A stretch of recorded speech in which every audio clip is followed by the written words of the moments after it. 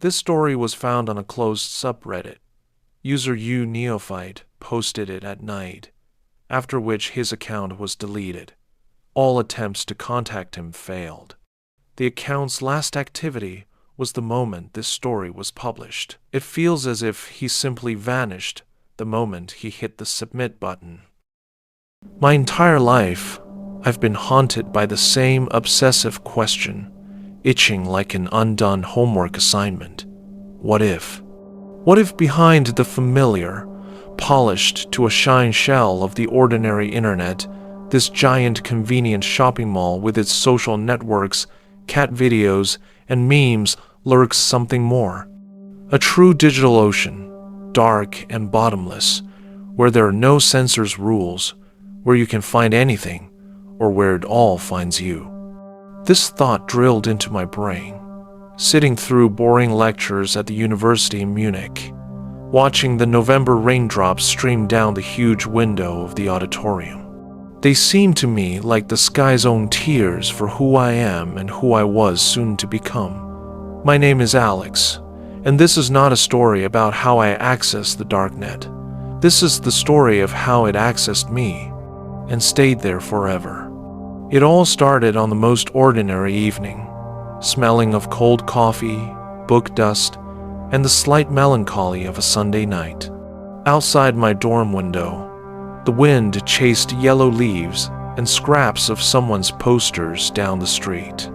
Having finished my cryptography homework, I once again drowned in the endless, hypnotizing feed of YouTube. It was then that the algorithm, that almighty and soulless puppeteer, as if guessing my secret thoughts, slipped me a documentary about the deep web.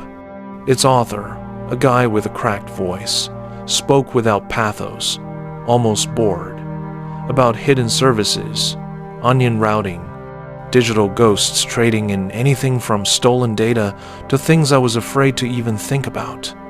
This lack of Hollywood hysterics made the story terrifyingly real. Something inside me clicked, broke, and fell into a new place. The question, what if, ceased to be rhetorical. It became an itching, unbearable command. It demanded an answer. From a technical standpoint, it wasn't a problem for me. Tor browser? I downloaded it in a couple of minutes, feeling a strange superiority over those naive users scared by the very thought. I understood its principle of operation thoroughly. Your traffic is encrypted and passes through 3 random relay nodes scattered around the world. The exit node doesn't know where the original request came from. Anonymity in its pure, mathematically beautiful form. I launched the browser, and it loaded its first page with a quiet, displeased creak, a dull, shabby catalog of links known as the Hidden Wiki, like the back alleys of a train station. The first hour was disappointing, almost comical. Half the links were dead, leading to the digital oblivion of error 404. The other half led to places either insanely boring or insanely insane. Abandoned forums of paranoids discussing reptilians, libraries of strange literature, cryptocurrency exchanges with ridiculously inflated rates. I yawned, stretched disappointedly, and was about to decide that it was all just a myth, inflated for impressionable ordinary people, a digital version of urban legends about alligators in the sewers. But then, almost by accident, I stumbled upon a mention of a forum called ZeroGate in one of the half-dead chats. The link was a meaningless string of letters and numbers ending in Onion.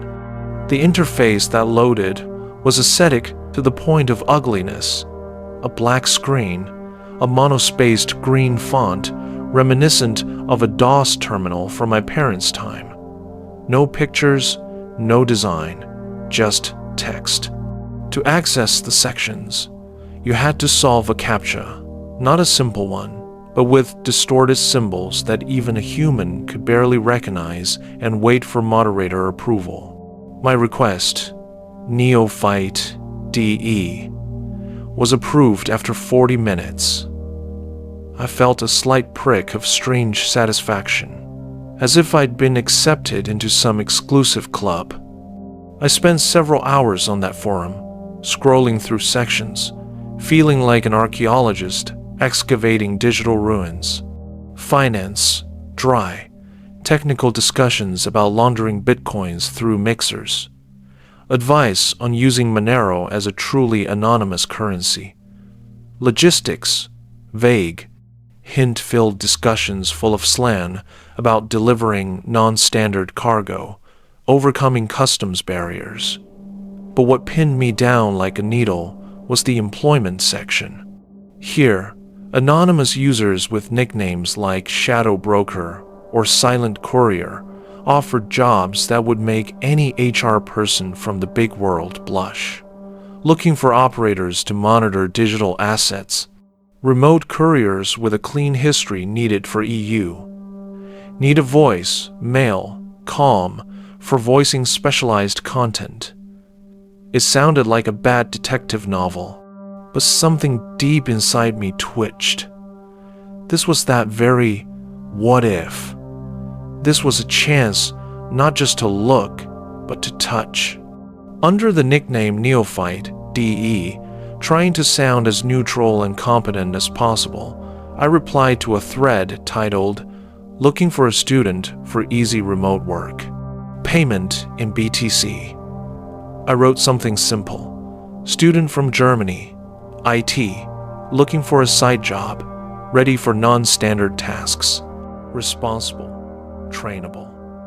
As a contact, I left my Jabber ID. This messenger was always known for its love of encryption and lack of metadata. The reply came almost instantly, as if someone was sitting there waiting just for me.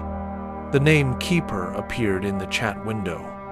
The message was laconic, dry, and devoid of any emotion, like a washing machine manual. Task: categorization of a video archive, watching short clips and assigning labels. Payment: 0.05 BTC per week, 2 hours daily. Interested? 0.05 Bitcoin. At that time, it was about 500 euros. For 2 hours of work a day?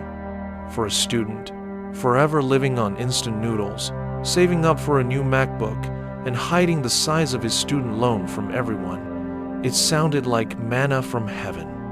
A rational, sober voice, my father's, sounded in my head. "Alex, if something sounds too good to be true, at Island, it's a trap, a scam. They'll either make you pay for training, or it's a phishing attempt for your data." But the voice of curiosity, excitement, and greed was louder, more insolent. It whispered, "You're smart. You're in a VM. You'll outplay them all." I replied, "Interested. Ready to start. What data is needed?" "Tomorrow, you will receive instructions and the first data packet. Install the provided software to access our server. And remember, anonymity is an illusion sold to the naive. We always know who we are working with." That last phrase made me shiver. It sounded not like a warning, but a statement of fact, like an outright threat, seasoned with the pathos of a cheap cyberpunk novel. I brushed it off, attributing it to bravado. Just trying to scare me so I don't steal data or something, I convinced myself, suppressing a slight tremble in my fingertips. The next day, checking my inbox on one of the disposable email services, I found it. A letter with no return address, subject, instructions, inside a link to download an encrypted archive and the password for it. Inside was a single file, a portable browser with a bunch of strange pre-configured settings and a text document with a login and password. My inner voice screamed about danger again, but I drowned it out with loud music in my headphones. I was smart. I was cautious. I ran it all, not on my main system, but inside a virtual machine, a sandbox from which I thought there was no way out into my real, living, digital world. The program launched with a quiet hiss and connected to something, displaying a minimalist interface resembling an old FTP client. In front of me was a single folder named Packet 1. In it, hundreds of files with meaningless strings of numbers and letters instead of names, like hashes. My task was idiotically simple. Open each one, watch the first 10 to 15 seconds, and check boxes in the right fields of a simple form. Interior divided by exterior, day divided by nighttime, people. 0 divided by 1, 2 divided by many. The first few hours were deadly, boring, monotonous. They were fragments of low-resolution surveillance camera footage, supermarket shelves, empty nighttime parking lots, grime-smeared elevator cameras. I yawned, checked boxes mechanically, glancing at the clock and calculating how many euros I'd already earned. I was already regretting getting involved in this venture, thinking I'd been hired to train some primitive AI for image recognition for pennies, and all that we always know was a dud. Everything changed in an instant. With one click of the mouse, I clicked on the next file. It loaded a second longer than the others. High quality, stable, clear video appeared on the screen. The camera was mounted somewhere near the ceiling, showing a cozy, lived-in living room, bookshelves reaching the ceiling, an expensive leather sofa, a steaming cup on a wooden table. Nothing special, just someone's life. I reached for the mouse to mark interior, day, people, 0, when a person appeared in the frame. A man in his 60s, in a plaid shirt with a neat gray beard, walked through the room and sat in an armchair, opening a book. My hand froze over the mouse. An icy wave, sharp and swift, ran down my spine, freezing my muscles. I knew this man. It was Professor Schmidt, my database teacher. That same plaid shirt, his trademark, like his dry sense of humor. That same habit of adjusting his glasses before speaking. This was his living room. I'd seen a picture of it once on his Facebook page. He was bragging about a new bookshelf. My heart pounded high in my throat. It became hard to breathe.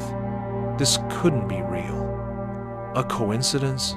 Someone's sick, impeccably executed joke? With trembling, disobedient hands, I opened the chat with Keeper. What is this? I know this person. He is my professor, I typed, and the letters swam before my eyes. The reply didn't come immediately. Several agonizing minutes passed, each stretching like an hour.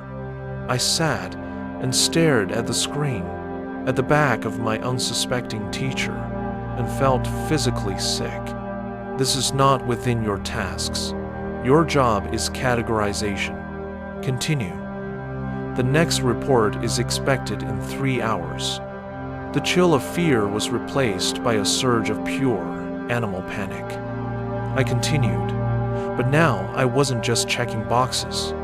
I peered into every pixel, every shadow on the screen, and my familiar, safe world began to crumble at an alarming speed. The next few files were shot in the Anna Maria Cafe across the street from my dorm, the very one where I got my cinnamon coffee every morning. I recognized a chair I always sat in. Then there was the park where I sometimes ran in the mornings, and that very turn in the path where there is always a puddle. And then I saw myself. On the screen was a black and white, slightly grainy video feed from the hall of my own dorm. I was standing by the vending machine, choosing between a chocolate bar and a bag of chips. The date and time glowed in the lower right corner of the screen. 1:8.1, 1.2, 02, 3:18:43. That was yesterday, exactly yesterday, at 6:43 p.m. I remembered that moment, remembered I'd taken the chips in the end. Their threat was not an empty sound. They didn't just know who they were working with. They were watching me in real time.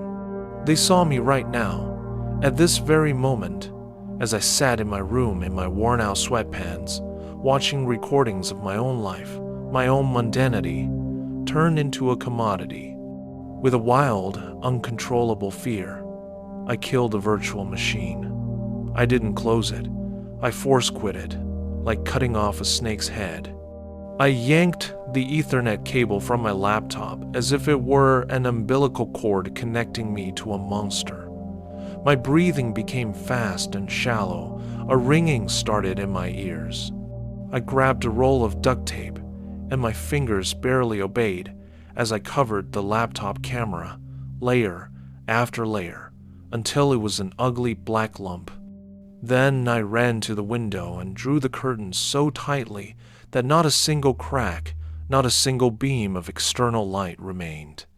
I felt like eyes were watching me from everywhere, from the dark screen of the turned-off monitor, from the small black peephole in the door, from the deepest darkness of the room's corner. About an hour later, when the adrenaline began to recede, leaving behind exhaustion and a deafening emptiness, I connected to my neighbor's open Wi-Fi, like a prisoner on a walk. A new message arrived in the messenger almost instantly. It was as dry and emotionless as the first one. You have broken the schedule. Your work must be completed. Return to the system. I didn't answer. I just sat and looked at those words, feeling goosebumps crawl up my spine again.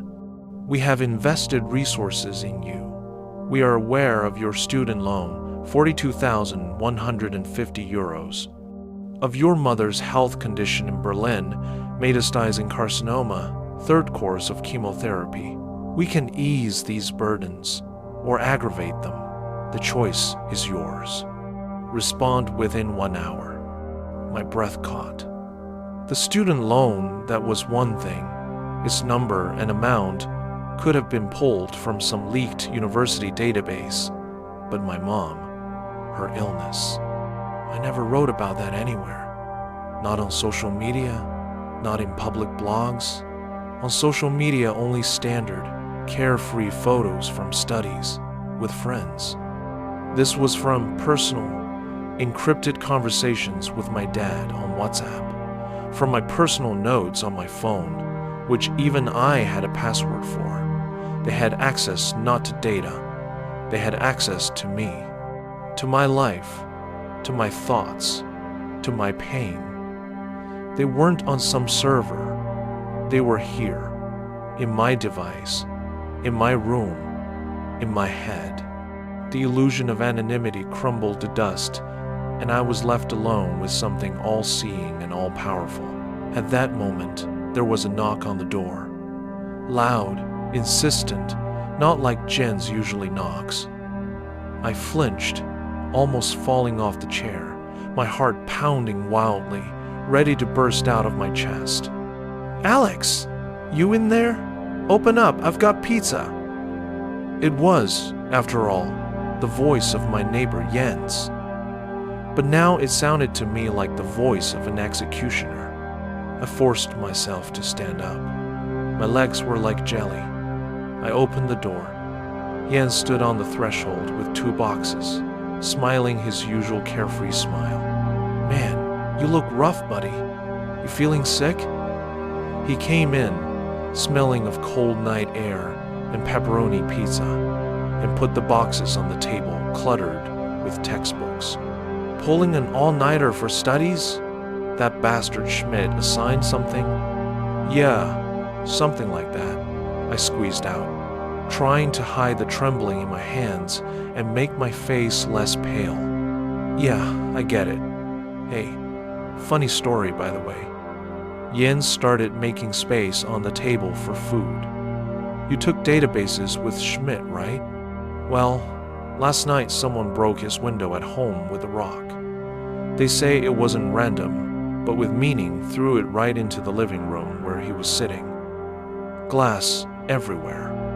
They say he was pale as a sheet in class today and let us out after half an hour. Can you imagine?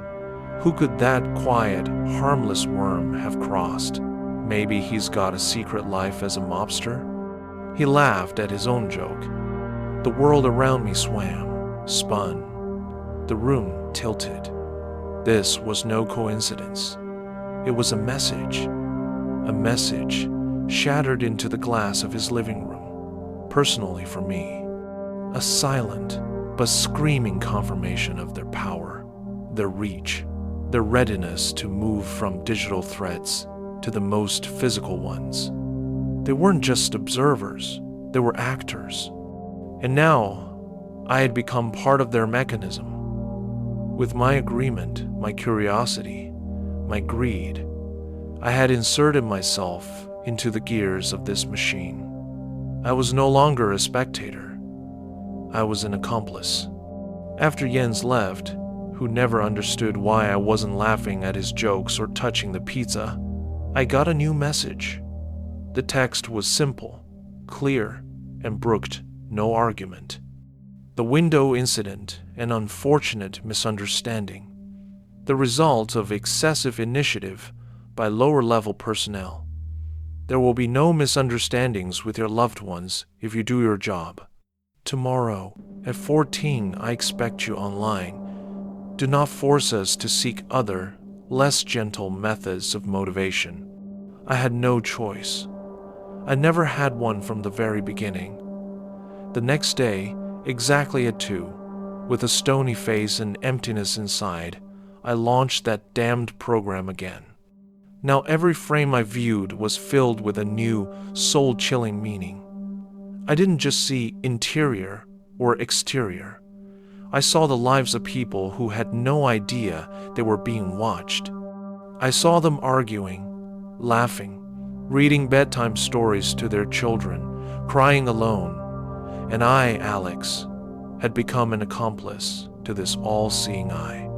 I was the one aiming the sight at them, putting labels on them, categorizing their existence for some unknown, terrible purposes. I felt like Judas, selling out not for silver, but for Bitcoin. And then, a week later, I found that file. It was called Candidate 74 MKV. I opened it, still in a state of numbness from the monotonous work. And again, my room. But it wasn't the view from the hall. It was the view from my own laptop. The very perspective my webcam saw before I covered it. The recording was of me, yesterday's me. I was sitting at the desk, my face distorted with horror, eyes wide open, reflecting the blue of the screen. I was frantically deleting the program, my fingers flying over the keyboard. Then I grabbed the roll of duct tape, tore off a piece with my teeth with difficulty, and covered the camera, plugging that all-seeing eye. Then I went to the window and yanked the curtain cord, plunging the room into darkness. They saw it. They saw my fear, my paranoia, my pathetic attempt to protect myself. And they recorded it. They watched me through my own camera, even after I deleted their software. Their presence in my system was deeper, more fundamental, more terrifying. They had been here from the very beginning. Perhaps even before I downloaded Tor. Perhaps that very article on YouTube, that very lecture by Schmidt on encryption, it was all just bait, part of a perfectly calibrated funnel I had so stupidly and arrogantly jumped into. And as I sat, unable to move, staring at the recording of my own helpless despair, text appeared over the video. It was red, burning and pulsating, like an open, bleeding wound on the face of the screen. Hello, Alex. Now you understand the true state of affairs. Your real work begins now. Await instructions and stop panicking. It is counterproductive. It's been over a month since then. I'm still here. I'm still doing my job. But it's different now. They don't send me random surveillance camera videos anymore. They send me photographs. Clear, high-quality photographs of people on the streets, snatched by a hidden camera, and addresses, and schedules, and license plate numbers. And I have to match them, find connections, build graphs of their relationships, their habits, their weaknesses. I have become an archivist of other people's lives, assembler of a mosaic whose picture I cannot see.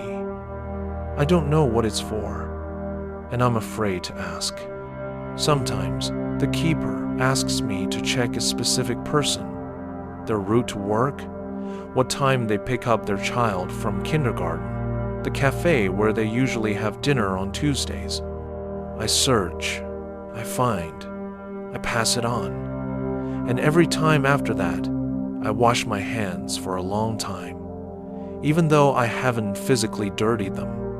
They sent me the first payment, 0.05.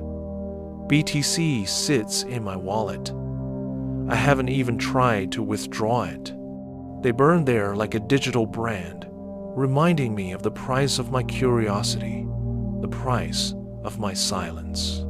Jens asked me this morning if I wanted to go to that very park I now see every day on my screen as part of testing a new route. I refused, saying I had a lot of work. He laughed, and leaving, threw out, "All right, sit there in your dark web, hacker. Come out into the real world sometimes." He doesn't know how right he was. The dark web isn't a place on the internet. It's a state of being.